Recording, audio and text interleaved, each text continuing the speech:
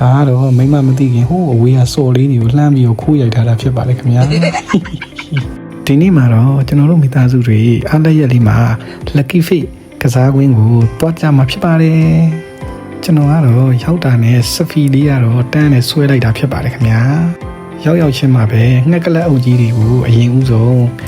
ဗီဒီယိုလေးရိုက်လိုက်တာဖြစ်ပါတယ်မမဝိုင်းဝိုင်းကတော့တထားရွှေစင်လေးကိုထိန်းနေတာဖြစ်ပါတယ်ငှက်ကလက်အုပ်တွေကအကောင်တွေကတော့တော်တော်ကြီးတယ်နော်လူတောင်တက်စီလို့ရတယ်နော်ငှက်ကလက်အုပ်ကြီးတွေအကြီးပဲနော်မိုက်တယ်လေဘင်းကလည်းအရှိကြီးတွေလူတောင်တက်စီလို့ရတယ်နော်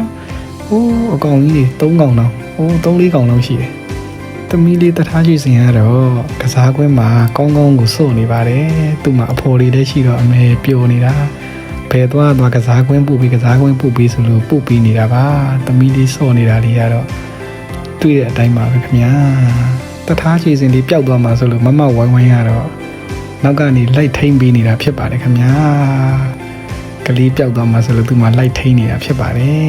ဒါကတော့အိမ်မှာခေါ်ထားတဲ့မမဝိုင်းဝိုင်းဖြစ်ပါတယ်ခင်ဗျာကလေးထိန်ပေါ့နော်ကျွန်တော်နဲ့မိမနဲ့ကတော့ရေကူးမှဖြစ်တဲ့အတွက်ရေကူးကန်ကိုလိုက်ကြည့်နေတာဖြစ်ပါတယ်ဟိုးမိုက်တယ်ကွာရေကူးကန်ကြီးကတော့2ကန်3ကန်လောက်ရှိတယ်တထားချေစင်ကတော့ကစားကွင်းကိုပဲထပ်သွားချင်နေတာဖြစ်ပါတယ်မိမတော့ရေချိုးပြီးလို့ခေါင်းကြီးဆူနေလို့ခေါင်းကြီးကိုပဝါနဲ့တုပ်နေတာဖြစ်ပါတယ်ဝိုင်းဝိုင်းကလည်းရေချိုးပြီးသွားပါပြီကလေးကတော့ကစားကွင်းကိုပဲသွားမယ်ကြီးပဲပူဇာနေတာဖြစ်ပါတယ်ကျွန်တော်တို့သူ့ကိုလိုက်မပို့တော့ပါဘူးခင်ဗျာ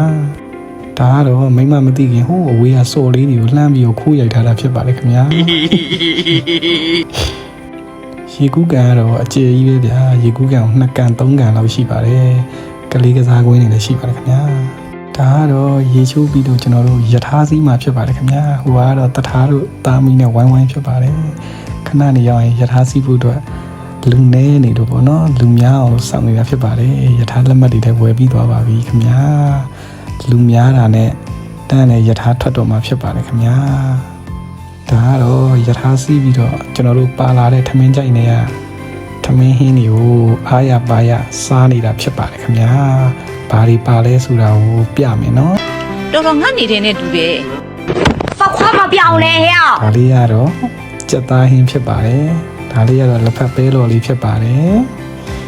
ဒါလေးကတော့ကြက်ဥနဲ့ပဲသီးနဲ့ကြော်ထားတာဖြစ်ပါတယ်တထားချွေကတော့ပကံကိုယူပြီးတော့ဆွဲနေပါပြီဒါကတော့အားရပါရစားနေကြတာဖြစ်ပါတယ်ခင်ဗျာဒါကတော့အိမ်မှာကြံခဲ့တဲ့သူစားခိုင်ကိုပြောနေတာဖြစ်ပါတယ်သူစားခိုင်ကြီးနေမပါလဲပြောတယ်လို့ပြောနေတာဖြစ်ပါတယ်စားလို့တော့လည်းပြီးပြီဆိုတော့တချင်းသေးလေးနဲ့ပြန်มาပြီခင်ဗျာ